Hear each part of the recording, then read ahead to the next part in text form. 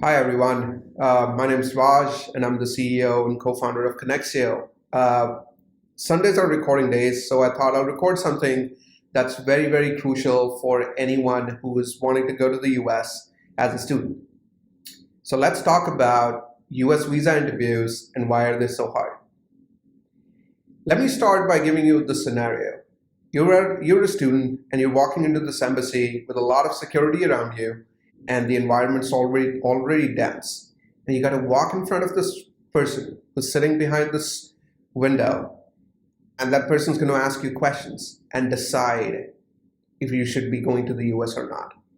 All those 2 years that you've actually spent towards dreaming about this school, about this university, just everything just comes down to this 1 minute of you making it or not.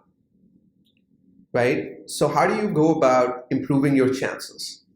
Number one is make good decisions.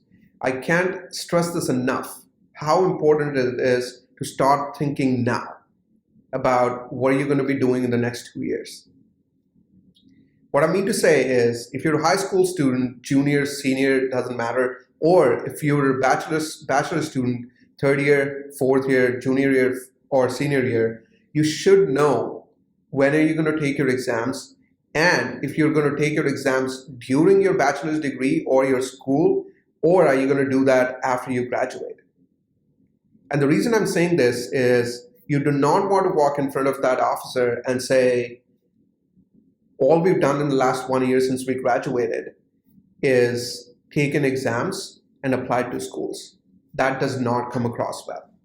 The officer wants to know, right? And you need to prove this to the officer that you're competitive and you've actually thought this through and you did not waste any time just laying back and saying, all right, all I'm going to do is take a few exams and apply to schools and do nothing else. If you've graduated as a high school student, you want to make sure that you're starting university somewhere else, right? And then going and applying for the visa interview.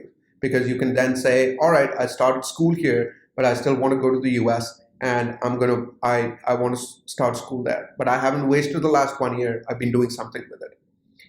If you're a college student, right, and you've not taken your exams or you're not applying to schools for starting schools right after you graduate, you need to have a job.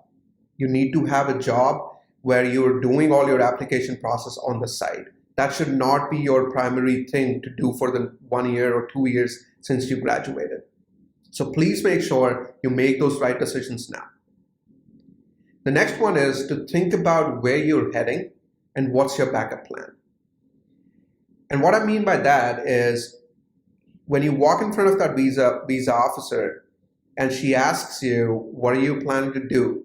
You should be able to say, well, I've done this in my past, and this is what I want to do, right?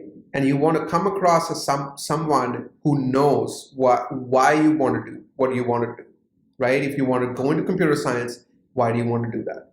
They're not necessarily going to ask you those things, but you should have those answers prepared. And also, please do not come across as someone who has no backup plan. Because the visa interviews are so competitive, right? The officers wants to know that the person they are looking at or the person they're going to approve this visa for is just not depending on the US for his or her success. So you want to know what are you going to do if you do not get this visa. What that does, it at least gives you an idea of where you'd be heading. So please know all those things. The next one is the most important, guys, is to tell the truth always. You do not want to come across a visa officer or a situation where you've actually told a lie, because that will come back and bite you. One, it's an offense to lie to a federal officer or a USCIS officer or the officer at the embassy who's interviewing you. Please do not do that. Also, if you've lied and they'll document that, you will get caught eventually, because you'd be going through so many different interviews in the next few years for your H-1B, for your green card, for renewals, etc., that there is some chance of a slip up and then you'd get caught and get barred for life. You do not want to risk that. If you don't know the answer, just say, we don't know the answer, and move on, right? It's better to get denied by not knowing an answer than saying a lie and then getting caught. Please don't do that. The next one that a lot of students miss on is to organize yourself. And what I mean is, please don't go into a visa interview looking unkept or untidy. You want to come across as somebody who's confident, who's put in some effort into preparing for this, right? And what this also includes is to organize your documents. I can't tell you how many times have I talked to students who've said, oh, my father put these documents for me. I didn't know what was I putting in this folder. This is your life. They're going to make a decision on your life. So you should know what's in your folder. So when a visa officer asks you for some document, you should be able to actually pull that document in a snap. So please organize yourself and organize the documents that you're taking to the embassy. And then the next point, which is probably a sub-point to this, is do it yourself. Do not pay people to fill out the DS-160.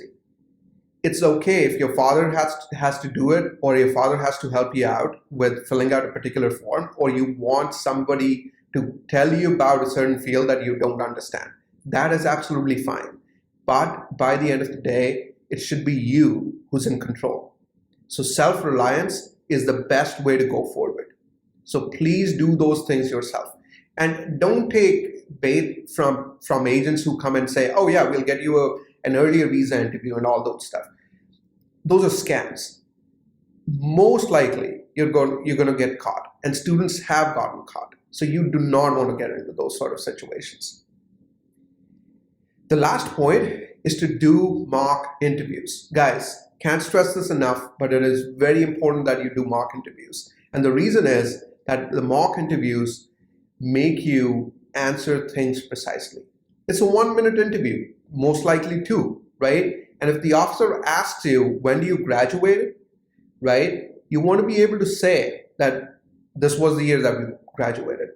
Most of the people have the tendency to actually go on and on and on about certain things that you've not been asked. Keep in mind that your answers are precise and to the point. Do not answer stuff that you've not been asked for.